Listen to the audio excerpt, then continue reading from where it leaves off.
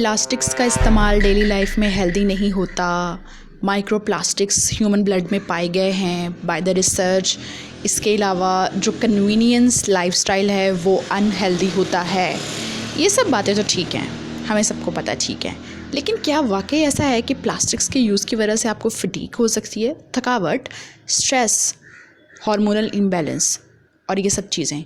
क्या ये ठीक है या सिर्फ एग्जैजरेशन की हुई है, सिर्फ लोगों को डराया गया है? जिस तरह से लोगों को पहले मिल्क पैक पीने से डराया जाता था जब तक वो नॉर्मलाइज नहीं हुआ था, इसी तरह लोगों को डराया जाता है कि जी एनवायरनमेंट में प्लास्टिक्स हैं तो पता नहीं क्या हो गया, जैसे आप मर जाएंगे प्लास्टिक यूज़ करेंगे तो। आज इसको डीकोड करते हैं। हाय, मेरा नाम लाइका है और मैं फार्मासिस्ट हूँ बाय प्रोफेशन। आज हम ये जानेंगे कि प्लास्टिक्स के बारे में जितनी डेंजरस बातें की जाती हैं, क्या वो उतने डेंजरस हैं या नहीं। अब आप एक बात सोचें कि एक इंसान है जिसमें आयरन की कमी है, विटामिन B12 की कमी है, स्ट्रेस उसको हो रखा है, नींद उसकी पूरी नहीं हो रही, पानी वो इंसान पीना पसंद नहीं करता, तो उसको जो फटीग हो रही है, आम ज़ुबान में थकावट, हर वक्त जिस्म थका हुआ रहता है और मूड चिड़चिड़ा रहता है, तो उसकी वजह प्लास्टिक्स कैसे हो सकते हैं? हम वो चीज़ें नहीं देखेंगे जो कि उसकी लाइफ साइकिल का हिस्सा बन चुकी हैं, बल्कि हम वो चीज़ें देखेंगे कि वो प्लास्टिक के कप में चाय पीता है, वो प्लास्टिक की प्लेट में खाना खाता है, प्लास्टिक के ग्लास में पानी पीता है। वो हमें नज़र आ रहा है, लेकिन वो बंदा जो पानी पीना ही पसंद नहीं करता वो हमें नज़र नहीं आ रहा। क्या आपको नहीं पता कि आयरन की कमी से, वाइटामिन्स की कमी से, ख़ासतौर पर विटामिन B12 की कमी से, इसके अलावा अगर आप अपनी नींद पूरे टाइम की नहीं लेते हैं, लेते भी हैं तो फ्रेगमेंटेड स्लीप लेते हैं, वो क्या होती है वो भी हम बात करेंगे बहुत जल्द। तो ये सब चीज़ें आप कर रहे हैं तब भी कसूरवार प्लास्टिक्स हैं, ऐसा नहीं है। सबसे पहली मिथ ये है कि आपकी जो ज़िंदगी में थकावट चल रही है वो सब प्लास्टिक्स की वजह से हो रहा है। एक और बड़ी मिथ है कि आप जो प्लास्टिक्स को यूज़ कर रहे हैं, जिस केज में आप फंस चुके हैं, वो आपकी बायोलॉजी को जब आप सो रहे होते हैं तो रीवायर कर देता है, यानी आपकी बायोलॉजी आसान अल्फाज में बिल्कुल ही चेंज कर देते हैं आपके plastics. Chronic exposure to toxins are very bad to your health. It's true, हमें पता है, लॉजिकल है। क्रॉनिक एक्सपोजर इसका मतलब ये है कि हर वक्त प्लास्टिक्स में घिरे रहना।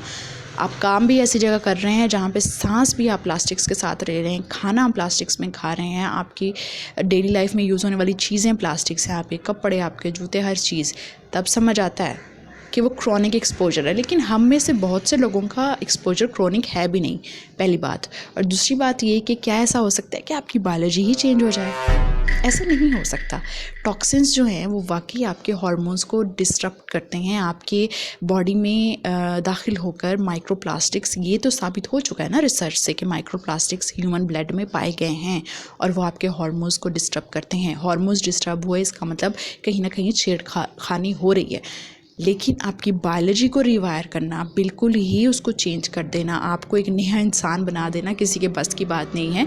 ये इतना आसान होता तो लोग जानबूझकर ये करके पैसे कमा लेते, लेकिन ऐसा नहीं होता। तो ये मिथ नंबर 2 है जो कि हमने ब्रस्ट कर दी है।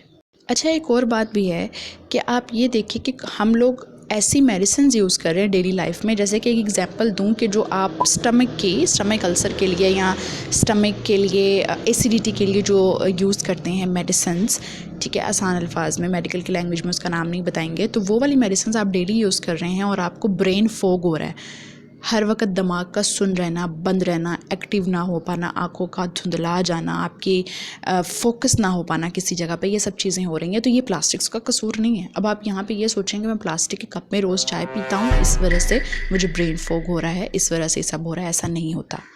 वो इस वजह से हो रहा है क्योंकि आप एक ऐसी मेडिसिन ले रहे हैं जिसका ADR यानी एडवर्स ड्रग इफ़ेक्ट, यानी कि आपके जो उसके साइड इफ़ेक्ट्स हैं उनमें ये लिखा हुआ है कि आपका ब्रेन फॉग होना है, यानी आपका दिमाग जो है वो सुन्न हो जाएगा, और आप वो डेली ले रहे हैं तो वो आपकी बॉडी में टॉक्सिसिटी पैदा कर रही है। आप उसको बैलेंस नहीं करवा रहे किसी मेडिकल स्पेशलिस्ट के साथ डिस्कस करके।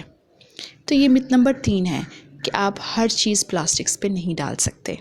अब मेरा इस वीडियो को बनाने का मकसद प्लास्टिक्स को इन्हांस करना, उनको इनकरेज करना, उनको बढ़ावा देना बिल्कुल नहीं है कि आप डेली लाइफ में उसको यूज़ करना शुरू कर दें, ऐसा नहीं है। लेकिन हर एक मिथ पे इंस्टाग्राम पर देखकर यकीन कर लेना कि हाँ भाई ये तो जो कह रहे हैं वो ठीक है, डेंजरस सी कैप्शन लिखी हुई है तो ठीक है, ऐसा नहीं होता। आपको खुद रिसर्च करना चाहिए। आज हम जिस ज़माने में जी रहे हैं उस ज़माने में तो रिसर्च करना, खुद से टॉपिक को पढ़ना बिल्कुल भी मुश्किल नहीं रह गया। तो आप एआई की हेल्प से या किसी भी हेल्प से आप उस टॉपिक को खुद रिसर्च करें और पता करें कि वाकई ऐसा है या सिर्फ हमें बेवकूफ़ बनाया जा रहा है, हमें सिर्फ डराया जा रहा है। और आपको पता है हर वक्त डर में रहने की वजह से कि कहीं हम मर ना जाएं या वक्त से पहले मर जाएंगे, इसलिए हर वक्त डर में ना रहा करें। मेरे साथ कनेक्टेड रहिए। हम डेली लाइफ की जो हमारी अनहेल्दी हैबिट्स हैं और हमारे अनहेल्दी इश्यूज़ हैं उनको डिस्कस करके अपनी लाइफ को हेल्दी लाइफस्टाइल की तरफ लेकर चलेंगे। बहुत शुक्रिया।